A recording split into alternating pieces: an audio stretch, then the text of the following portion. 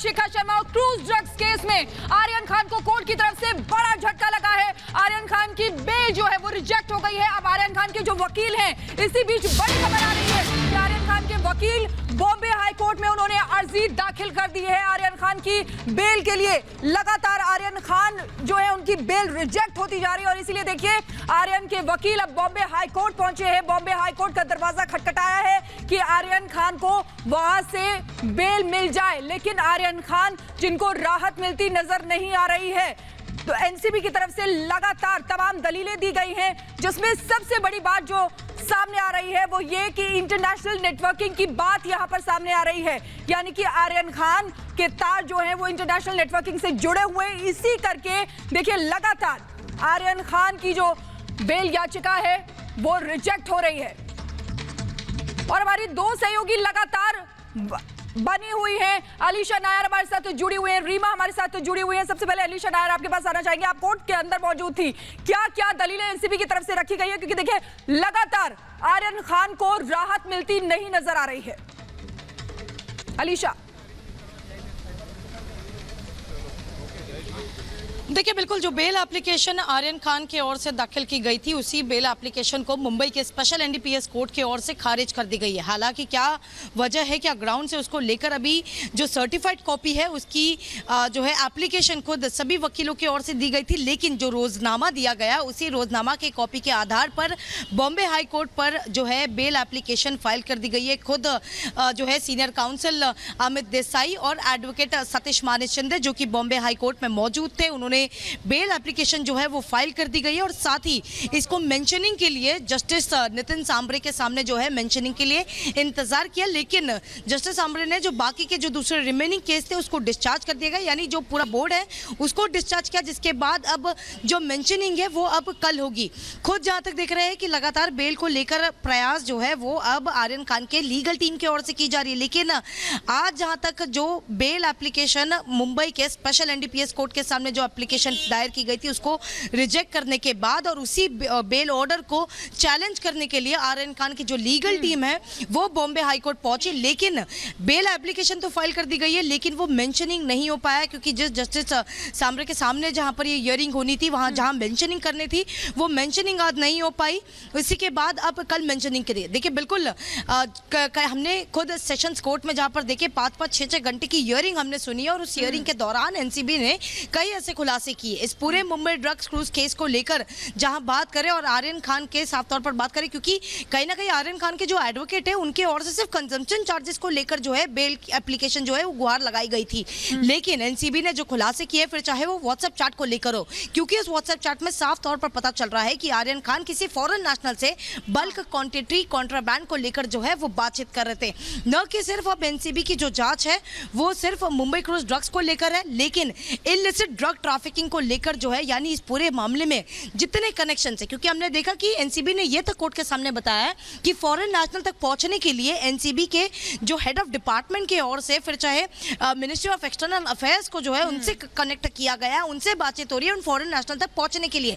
यानी एक बड़ा ड्रग नेक्सस जो है, जो इस पूरे क्रूज पार्टी के जरिए, इस रेव पार्टी के जरिए चल रहे थे और इनके जो कनेक्शन सामने आ रहे हैं, क्योंकि वो चार्ट को एनडीपीएस कोर्ट के सामने भी सबमिट किया गया। उसके बाद ही कहीं ना कहीं पर कोर्ट ने आज अपने निर्णय के तौर पर जहां पर बताया गया कि तीनों का जो बेल एप्लीकेशन हो, फिर चाहे आर्यन खान हो या अरबाज मर्चेंट हो या फिर मुनमुन दमेचा हो, इन तीनों के बेल एप्लीकेशन को रिजेक्ट कर दिया गया। और इसी बेल एप्लीकेशन को अब चैलेंज करने के लिए आर्यन खान की legal team Bombay high court पहुंची है, जहां बेल एप्लीकेशन तो फाइल हो चुकी है, लेकिन मेंशनिंग और हियरिंग जो है वो अभी बाकी है। जी बिल्कुल अलीशा, हमारे साथ हमारी सहयोगी रीमा भी लगातार बनी हुई है, उनके पास जाना चाहेंगे, वो भी लगातार वहां से रिपोर्ट कर रही है। रीमा, बहुत बड़ी बात है क्योंकि आर्यन खान को राहत मिलती नहीं नजर आई, भले ही बॉम्बे हाई कोर्ट का दरवाजा खटखटाया गया हो आर्यन खान के वकील की तरफ से, लेकिन एनसीबी की जो दलीलें हैं उनमें सीधे सीधे दम यहां पर इसलिए दिखाई दे रहा है क्योंकि इंटरनेशनल नेटवर्किंग की बात सामने आ रही है। कोर्ट रूम की जो सुनवाइयां होती है, जो बातें होती है, वो बहुत हद तक निर्भर करती है दलीलों पे। ये हमने हर बार हर कोर्ट के बाहर से खड़े होकर, चाहे वो मजिस्ट्रेट कोर्ट हो, एनडीपीएस कोर्ट हो या बॉम्बे हाई कोर्ट हो, जिसकी दलीलों में दम, जिसकी दलीलें सबसे ज्यादा तार्किक, उसी के हक में फैसला आता है, और यही हुआ भी। एनसीबी ने बहुत ही पुरजोर तरीके से ये प्रूफ किया और ये कन्विंस करने की कोशिश, प्रूफ तो हालांकि आने वाले जो ट्रायल होंगे उसमें होगा, लेकिन जो कन्विंस करने की जज को कोशिश की वो बहुत हद तक हुआ भी कि ये जांच प्रक्रिया जो है शुरुआती एंगल में, ये जांच प्रक्रिया जो है, अगर आर्यन बेल पे बाहर आते हैं तो प्रभावित हो सकती है। ये तमाम बातें सिलसिलेवार तरीके से गिनवाई गई और सेंटर पॉइंट कौन रहा, वो व्हाट्सएप चैट, जिसको दूसरा खेमा यानी आर्यन के वकीलों ने बहुत हल्के में लिया। वो व्हाट्सएप चैट जिसके जरिए बहुत हद तक ये बातें निकलकर सामने आई कि इंटरनेशनल ड्रग ट्रैफिकिंग का ये हिस्सा हो सकते हैं, ये संदेह है। विदेशी नागरिक से इनकी बातचीत हुई है, इसके जरिए यानी आर्यन के व्हाट्सएप चैट से ही एक एक करके खुलासे होते रहे, कई गिरफ्तारियां हुई है, कई सारे एंगल्स आए हैं। और जो हालिया डेवलपमेंट है वो ये कि 2 इंटरनेशनल जो ड्रग ट्रैफिकिंग का हिस्सा रहने वाले हैं वो बिहार के मोतिहारी में, वो सलाखों के पीछे हैं। एनसीबी की एक मुंबई की टीम गई थी बिहार भी उनसे संपर्क साधने के लिए। और दूसरी बड़ी बात और दूसरा डेवलपमेंट जो है, शिखा मैं यहाँ जरा ये बिल्कुल रीमा बड़ी बात है। और इसी बीच एक और बड़ी खबर अपने दर्शकों को बता दें कि मुनमुन धमेचा के वकील जो हैं वो हाईकोर्ट पहुंचे हैं।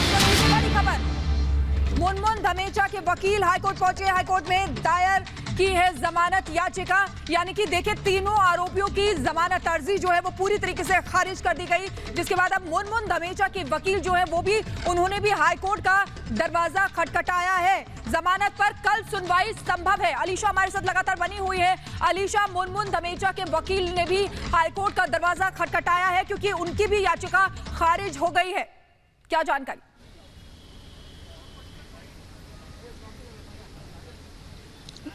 देखिए बिल्कुल, आज न कि सिर्फ आर्यन खान लेकिन मुनमुन धमेचा जो कि इस पूरे मामले मुंबई क्रूज ड्रग्स मामले में जहां पर आरोपी है और अक्यूज नंबर 3 है, उनके ओर से भी आज जहां पर मुंबई एनडीपीएस कोर्ट की ओर से जो उनका बेल एप्लीकेशन रिजेक्ट करने के बाद उनकी भी लीगल टीम जो है वो बॉम्बे हाईकोर्ट में पहुंची और जो है फाइल कर दी गई है बेल एप्लीकेशन। लेकिन कहीं ना कहीं जस्टिस सांबरे, नितिन सांबरे की ओर से जहाँ पर आज मेंशनिंग होनी थी, लेकिन जस्टिस सांबरे ने जितने भी बाकी के जो अन्य दूसरे केस है उसको डिस्चार्ज कर लिया और जिसके बाद अब सुनवाई जो है वो डायरेक्टली कल होगी।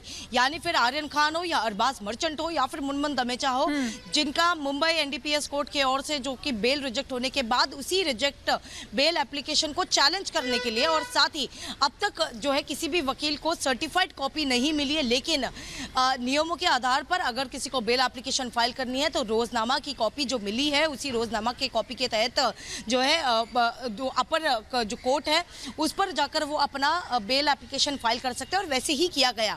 हालांकि अब मेंशनिंग कल की जाएगी और मेंशन करने के बाद ही कोर्ट ये निर्णय लेगा कि इस पूरे मामले को लेकर यानी आर्यन खान के बेल एप्लीकेशन को लेकर कब सुनवाई होगी और उसके बाद ही दोनों ओर से दलीलें दी जाएगी। लेकिन अगर जो खुलासे एनसीबी की ओर से किए गए, क्योंकि ये केस न कि सिर्फ अब Mumbai cruise drugs rave party को लेकर है, लेकिन इलिसिट ड्रग ट्रैफिकिंग को लेकर जहां मुंबई के जो है जो जोनल डायरेक्टर एनसीबी के जोनल डायरेक्टर समीर वानखेड़े, जिन्होंने साफ तौर पर अपने जो एएसजी अनिल सिंह के थ्रू जो कोर्ट के सामने खुलासे किए, और इतना ही नहीं लेकिन कोर्ट को वो व्हाट्सएप चैट तो पढ़वाया, लेकिन साथ ही आज एनसीबी की ओर से सबमिट भी किया गया है, जिसमें कहीं ना कहीं आर्यन खान के साथ कई ऐसे दूसरे बॉलीवुड से जुड़े लोग हैं जो इस पर और सामने आ सकते हैं। अब देखना ही है, जहां एक तरफ बेल एप्लीकेशन तो रिजेक्ट कर ली गई है, लेकिन अब क्या ऐसे नए खुलासे बॉम्बे हाईकोर्ट के सामने करेंगे, क्योंकि इसी जो है जो प्रूफ रखे गए, जो एविडेंस रखे गए, उसी एविडेंस को देखते हुए एनडीपीएस कोर्ट की ओर से बेल रिजेक्ट कर दी गई और वहीं पर अब और देखिए पुख्ता तौर पर ये सभी सबूत रखे गए हैं। अलीशा, हमारे साथ हमारे गेस्ट भी जुड़ गए हैं। अश्विनी दुबे एडवोकेट हैं सुप्रीम कोर्ट से, वो हमारे साथ जुड़ गए हैं। एडवोकेट असगर खान एडवोकेट, वो भी हमारे साथ जुड़ गए हैं। सबसे पहले अश्विनी दुबे, आपके पास आना चाहूंगी। आप भी लगातार ये केस देख रहे हैं, आपसे ये जानना चाहेंगे कि अमूमन इस तरीके के अगर केसेस होते हैं तो क्या राहत आसानी से मिल सकती है, क्योंकि आर्यन खान की बेल जो है वो लगातार रिजेक्ट होती जा रही है? शिखा, मेरा ओपनिंग स्टेटमेंट ये है कि ये एक स्पेशल लॉ है। ये स्पेशल लॉ पार्लियामेंट ने पास किया है इस कंट्री से ड्रग मेनेस को खत्म करने के लिए। इसके जो प्रोविजंस है वो प्रोविजंस स्ट्रिंजेंट प्रोविजंस, बड़े सख्त कानून है और इस कानून के तहत जो जनरल प्रिंसिपल है बेल का कि bail is a rule, jail is an exception, जो special cases, special law pass होते हैं उन केसेस में वो इंटायरली अप्लाई नहीं होता है। नॉर्मल केसेस अगर इंडियन पिनल कोड के होते हैं तो jail exception, bail is a rule का प्रिंसिपल जो सिद्धांत था वो लागू होता है, लेकिन एनडीपीएस एक्ट के केस में स्पेशल एक्ट के केसेस है तो ये तथ्यों पर, परिस्थितियों पर, क्वांटिटी पर और उससे समाज पर क्या प्रभाव पड़ेगा इस पर डिपेंड करता है। नंबर 2, किसी भी मामले में बेल का दूसरा जो ग्राउंड होता है वो होता है इन्वेस्टिगेशन। इस मामले में इन्वेस्टिगेशन अभी चल रहा है और ऐसे समय पर जो आर्यन खान है वो एक बहुत इन्फ्लुएंशियल जो दलील है नारकोटिक्स कंट्रोल ब्यूरो प्रोसिक्यूशन की, बहुत इन्फ्लुएंशियल है और जो एविडेंसेस हैं उन एविडेंसेस को डिस्टॉर्ट किया जा सकता है, उन एविडेंसेस को डिस्ट्रॉय किया जा सकता है, उन एविडेंसेस के साथ छेड़खानी हो सकती है, मैनिपुलेट किया जा सकता है। तीसरा पॉइंट मेरा है कि जो ऑफेंसेस लगे हुए हैं वो ऑफेंसेस है section 8C read with section 12 which speaks about the purchase, section 27 consumption, section 28 attempt to commit offense, section 29 abatement conspiracy और 35 presumption of culpable mental state of NDPS Act। ये है इसमें 6.5 ग्राम चरस के अलावा बहुत सारे पिल्स और एक्टेसी वगैरह भी बरामद हुई हैं। तीसरा, जो व्हाट्सएप चैट के इंटरनेशनल रैकेट का खुलासा हो रहा है और मिनिस्ट्री ऑफ एक्सटर्नल अफेयर्स में ऑलरेडी नारकोटिक्स कंट्रोल ब्यूरो ने एप्लीकेशन लगाई है कि इंटरनेशनल ड्रग पैडलर्स को इंटरनेशनल ड्रग ट्रैफिकिंग से जो जुड़े हुए लोग हैं उनको लेकर आना है। पांचवा, व्हाट्सएप चैट में अगर हम बात करें, व्हाट्सएप चैट में बहुत सारे रिवीलिंग ऐसी चीजें आई जिसमें और भी लोग इस कंट्री में उनको इन्वेस्टिगेट करना है। ये सारे ऑफेंसेस हैं तो मुझे लगता है कि ऐसा एक ग्राउंड रहा होगा बेल रिजेक्शन। ठीक है, असगर खान भी हमारे साथ जुड़े हुए हैं। असगर खान जी, आप भी ये केस देख रहे हैं, जिस तरीके से एनसीबी दलील अपनी पुख्ता तौर पर रख रही है, लेकिन आर्यन खान के जो वकील हैं वो एक जो मुख्य तौर पर बात कह रहे हैं वो ये कि आर्यन खान के पास से ड्रग्स नहीं मिली है। लेकिन ऐसी स्थिति में जबकि आर्यन खान के 7 अरबाज मर्चेंट थे, उनके पास ड्रग्स थी, लेकिन इधर एनसीबी कह रही है कि आर्यन खान उस ड्रग्स को लेने वाले थे, तो इससे कितना इफेक्ट इस केस पर पड़ता है? आर्यन खान के पास नहीं थी लेकिन उनके साथ जो थे उनके पास थी। देखिए शिखा जी, सबसे पहली बात यह है कि बेल इनफैक्ट एक डिस्क्रिशनरी पावर है। अगर बेल किसी कोर्ट ने रिजेक्ट कर दी तो वो उनकी पावर है और ये एक्यूज़ की उनके वकीलों की मर्जी है कि फिर वो उसके नेक्स्ट कोर्ट का दरवाज़ा खटखटाएं, जैसे इस केस में हो रहा है। सेशन ने रिजेक्ट करी तो ये लोग हाई कोर्ट जा रहे हैं, ये बिल्कुल यही तरीका है। जहाँ तक सवाल सेक्शन 29 कॉन्स्पिरेसी का है, अगर किसी 7 वाले के पास में कोई ड्रग्स पकड़ी भी गई है, अभी तक जो एनसीबी का केस है मेरी समझ में नहीं आ रहा है कि उनका खुद का कहना है कि वो कंजम्पशन क्वांटिटी थी और दूसरे जो लोगों के पास से मिली है उसके बारे में आर्यन खान को नॉलेज नहीं थी। अगर ऐसा है तो मेरी समझ में नहीं आ रहा कि what offence is made out against the Aryan Khan. I fail to understand, मुझे ये बात मेरी समझ में नहीं आ रही। जहां तक सवाल बेल का है, मेरा अपना मानना यह है कि एजम्पशंस, ये कानून है, मेरा मानना नहीं, कानून है कि एजम्पशंस और प्रिजम्पशंस की बेसिस पर किसी को भी जेल में नहीं रखा जा सकता। ठीक है, और रूल बिल्कुल आपको रोकना चाहूंगी। इसी बीच बड़ी खबर आ रही है, हमारी सहयोगी रीमा लगातार वहां पर बनी हुई है, रीमा के पास जाना चाहेंगे। रीमा, क्या इस समय बड़ी खबर है? बॉम्बे हाई कोर्ट पे हम सबकी निगाहें हैं कि सुनवाई के लिए समय कब दी जाती है, लेकिन इस बीच एक और जानकारी हम अपने दर्शकों को देते हैं। यानी 21 दिन, माफ कीजिएगा, 14 दिन की जो जुडिशियल कस्टडी है वो आर्यन की खत्म हो रही है और कल इस जुडिशियल कस्टडी को लेकर एक बार फिर किला कोर्ट पे सबकी निगाहें होगी कि क्या जुडिशियल कस्टडी ये बढ़ जाती है। हालांकि ऑटोमेटिक भी इसके बढ़ने के चांसेस होते हैं जो लीगल टर्म्स है, लेकिन इस वक्त मैं खबर ये अपडेट कर दूं कि एक तरफ बॉम्बे हाई कोर्ट में जद्दोजहद, बिल्कुल रीमा, बड़ी बात आप बता रही हैं। हमारे सहयोगी न्यूज रूम से सीधे हमारे साथ अमित चौधरी जुड़े हुए, इनके पास जाना चाहेंगे। अमित, इसको कैसे समझे, क्योंकि कल हिरासत खत्म हो रही है किला कोर्ट की तरफ से, यानी कि सुनवाई होगी, ऐसे में क्या हो सकता है कल? अमित,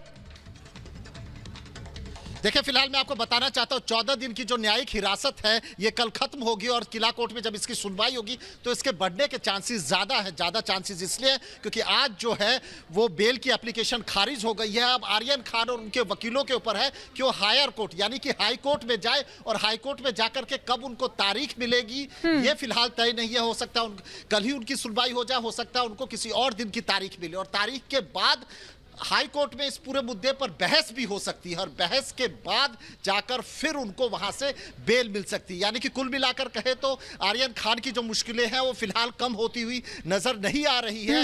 उनकी जो न्यायिक हिरासत है वो और बढ़ सकती है। जी बिल्कुल अमित, बड़ी बात आप यहां पर बता रहे हैं। तो देखिए, आर्यन की न्यायिक हिरासत कल खत्म हो रही है, लेकिन सुनवाई होगी तो देखना होगा बढ़ सकती है ये सीधे सीधे। लेकिन आर्यन खान के वकील जो हैं उन्होंने हाईकोर्ट का दरवाजा खटखटाया है और देखिए वहां पर याचिका दाखिल कर दी गई। अलीशा नायर हमारी सहयोगी लगातार बनी हुई है हमारे साथ, उनके पास जाना चाहेंगे। अलीशा, देखिए एक बात जो सामने आई थी वो समीर वानखेड़े जो सीधे सीधे वहां पर हमने देखा था कि किस तरीके से सत्यमेव जयते कहते हुए नजर आए थे। तो एक कॉन्फिडेंस उनके अंदर दिखाई दे रहा था कि आगे भी जाएंगे बॉम्बे हाईकोर्ट में, लेकिन एनसीबी अपनी तरफ से पूरी तरीके से कॉन्फिडेंट है। अलीशा, देखिए बिल्कुल ये तो साफ तौर पर एनसीबी के जोनल डायरेक्टर समीर वानखेड़े जिन्होंने साफ तौर पर इसी बेल रिजेक्ट होने के बाद यानी आर्यन खान, मुनमुन तमेचा और अरबाज मर्चेंट के बेल रिजेक्ट होने के बाद जो पहला शब्द कहा था वो यही है कि सत्यमेव जयते। इससे साफ तौर पर जो सत्य की जीत हुई है, क्योंकि इस केस के दौरान कई ऐसे सवाल जो है वो नारकोटिक कंट्रोल ब्यूरो के ऑफिशियल्स की इसी जांच को लेकर पड़े हैं। फिर हमने देखा कि किस तरीके से कहीं ना कहीं कुछ पॉलिटिकली जो है उन पर कई ऐसे सवाल उठाए गए थे, उनके जांच को लेकर काफी सवाल उठाए गए थे। लेकिन न्याय को लेकर न्याय ने जो आज खुद एक तरफ जो है कोर्ट की ओर से जिस तरीके से एक अपना जजमेंट दिया है, इस पर अब कोई सवाल नहीं उठाएगा। और इसी के बाद समीर वानखेड़े सत्यमेव जयते कहते हुए नजर आ रहे थे, क्योंकि उन्हें पता है, क्योंकि उन्होंने ये केस जो है जिन आधारों पर लड़े हैं, हालांकि हमने देखा 5-5 घंटे तक की जो हियरिंग है वो जो है मुंबई के स्पेशल एनडीपीएस कोर्ट के सामने चली और उसी समय एनसीबी ने जो खुलासे किए, फिर चाहे वो फुटबॉल को लेकर हो, जो चैट में फुटबॉल का जिक्र किया हो, या फिर उन बल्क क्वांटिटी ड्रग्स को लेकर हो, या फिर फॉरेन नेशनल से जुड़े लोगों से जो बातचीत चल रही हो, या फिर बॉलीवुड से जुड़े कुछ लोग जिनके साथ ड्रग्स को लेकर बातचीत कर रहे हैं, ये सभी चीजों का खुलासा एनसीबी की ओर से किया गया था। क्योंकि कहीं ना कहीं पर सवाल एनसीबी से जरूर उठाए गए थे, लेकिन आज कोर्ट के निर्णय को कोई भी जो है एक तरफ मना नहीं कर सकता, क्योंकि आज कोर्ट ने साफ तौर पर सिर्फ जो 245 को आज कोर्ट अपने बेल ऑर्डर को लेकर जो प्रोनाउंस करने वाली थी, और जैसे ही बेंच असेंबल हुई उसके ओर से जो एडिशनल सेशन का जज वीवी पाटिल की ओर से साफ तौर पर तीनों आरोपी के जो बेल एप्लीकेशन है उसको खारिज कर दिया गया। इसके बाद हम देख रहे हैं कि अब जो आरोपी के वकील है वो अब बॉम्बे हाईकोर्ट में पहुंचे। अब बॉम्बे हाईकोर्ट का दरवाजा खटखटाया जा रहा है इसी बेल एप्लीकेशन को लेकर, और साथ ही अब पता चल रहा है कि कई ऐसे खुलासे फिर चाहे एनसीबी बॉम्बे हाईकोर्ट के सामने भी करेगी, क्योंकि पुख्ता सबूत जो दिया गया था वो था व्हाट्सएप चैट, जो न कि सिर्फ जज को पढ़ाया गया लेकिन कोर्ट के सामने जो है वो सबमिट भी किया गया है। यानी अब कहीं ना कहीं पर वही व्हाट्सएप चैट अब बॉम्बे हाईकोर्ट के सामने भी रखा जाएगा और कई ऐसे नए खुलासे जो है वो हो सकते हैं। ठीक है अलीशा, बड़ी बात आप यहाँ पर बता रहे हैं। हमारे गेस्ट हमारे साथ लगातार मौजूद है। अश्विनी दुबे, आपके पास आना चाहूंगी। देखिए, व्हाट्सएप चैट जो है वो यहाँ पर सबसे अहम सबूत मानी जा रही है, क्योंकि व्हाट्सएप चैट में देखिए विदेशी नागरिक से ड्रग्स मांगते भी ये चैट सामने आई है। साथ ही साथ एक उभरती हुई एक्ट्रेस का नाम भी इसमें सामने आ रहा है। तो यानी कि बॉलीवुड में बहुत ज्यादा जड़ें जो हैं जमा रखी है इस ड्रग्स के खेल ने, और साथ ही साथ ड्रग पेडलर्स जो है उनके साथ भी चैट सामने आई है। यानी कि सबसे मजबूत कड़ी जो है एनसीबी के पास वो यही चैट है, जिससे और भी कई बड़े नाम सामने आ सकते हैं बॉलीवुड से। निश्चित तौर पर जो चैट रिकवर हुई है, चैट के से इन्वेस्टिगेट करने पर एक लार्जर केस ऑफ कॉन्स्पिरेसी, एक लार्जर केस ऑफ कॉन्स्पिरेसी जो प्रोसिक्यूशन है, प्रोसिक्यूशन एलिज रहा है। दूसरा जो महत्वपूर्ण बिंदु है वो ये है कि ऐसा नहीं है कि ये कंजम्पशन, प्रोक्योरमेंट या पोजीशन सिर्फ 3 एक्यूज माने आर्यन खान, धमीचा और मुनमुन जो है उनके बीच तक है, बल्कि ये केस एक लार्जर कॉन्स्पिरेसी का पार्ट है जो एनसीबी बार बार कह रही है। तीसरा जो महत्वपूर्ण बिंदु है, जो शोभिक चक्रवर्ती के केस के जजमेंट का रेफरेंस यहाँ पर दिया गया था, वो एक केस ऐसा था जिस केस में रिकवरी नहीं हुई थी। तो अगर हम रिकवरी के पॉइंट ऑफ व्यू से भी देखें तो रिकवरी अगर ना भी हम 1 मिनट के लिए प्रेज्यूम करें कि हुई है तो लॉ जो है वो लॉ आर्यन खान के अगेंस्ट है।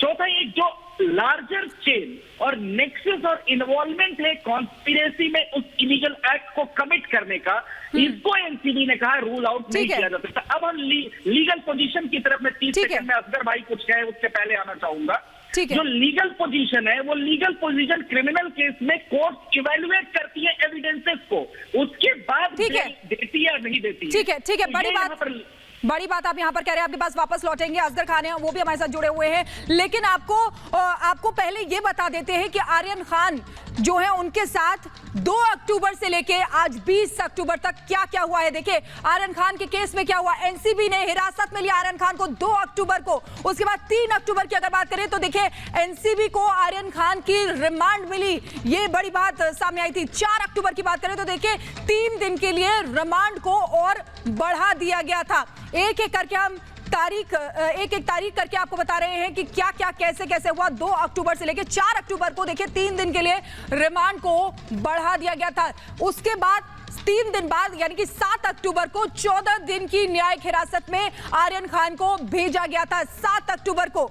तो देखिए एक के बाद एक किस तरीके से आर्यन खान की मुश्किलें बढ़ती हुई नजर आती है। 8 अक्टूबर की अगर बात करें तो देखिए कोर्ट में जमानत याचिका जो डाली गई थी उसको रद्द कर दिया गया था। 9 अक्टूबर को दोबारा जमानत याचिका दाखिल की गई 9 अक्टूबर को, और 11 अक्टूबर को 13 अक्टूबर तक एनसीबी से जवाब मांगा गया। यानी कि 11 अक्टूबर को यह हुआ था कि 13 अक्टूबर तक एनसीबी जवाब दे, और 13 अक्टूबर को जमानत पर सुनवाई हुई, 1 दिन के लिए टाल दी गई इस सुनवाई को, और 14 अक्टूबर को 20 अक्टूबर तक फैसला सुरक्षित रख लिया गया। यानी कि दोनों पक्षों ने अपनी दलीलें पेश की और 20 अक्टूबर तक फैसला सुरक्षित रख लिया। आज का दिन यानी कि 20 अक्टूबर को आज एक बार फिर से आर्यन खान की मुश्किलें बढ़ती हुई, जमानत याचिका खारिज हो गई। रीमा हमारे साथ लगातार बनी हुई है, रीमा के पास जाना चाहेंगे। रीमा, बड़ी बात लगातार यहाँ पर ये आ रही है कि आर्यन खान के साथ जो चैट हुई है, व्हाट्सएप चैट है उनकी, उसमें एक एक्ट्रेस का नाम भी सामने आ रहा है। यानी कि और भी जड़ें जो है वो और भी अंदर मजबूती से दबी हुई है, यानी कि और भी गहरी ड्रग्स की जड़ें हैं। लेकिन सबसे बड़ी बात तलाशने की जो कोशिश कर रही है एनसीबी कि इंटरनेशनल नेटवर्किंग जो है वो तलाशने की कोशिश कर रही है। रीमा, इस बॉम्बे हाई कोर्ट में जब सुनवाई के लिए तारीख मिलने वाली है, जब समय मिलेगा उसके बाद इस बात की चर्चा होगी कि जो अभिनेत्री है वो स्टार किड है, और उससे भी हो सकता है कि आने वाले दिनों में एनसीबी को अगर लगे जरूरत तो उससे भी पूछताछ एनसीबी कर सकती है। लेकिन व्हाट्सएप चैट के जरिए एक बड़ा खुलासा, एक बड़ा डेवलपमेंट अभी इन दिनों हो चुका है, यानी जब से फैसला रिजर्व हुआ था और आज बेल खारिज हो गई, इस बीच में ये हुआ है। लेकिन अब जब इस बॉम्बे हाई कोर्ट में सुनवाई होगी, जिसकी तारीख का इंतजार किसको है, आर्यन खान के वकीलों को, सतीश मानशिंदे और इसके अलावा अमित देसाई, तो वहां पे इस बात की चर्चा होगी। और चूंकि बात यहीं पे आके बहुत ज्यादा बढ़ गई थी कि ये इंटरनेशनल ट्रैफिकिंग से जुड़ा हुआ मामला भी हो सकता है, हम इस एंगल से जांच करें आर्यन की जो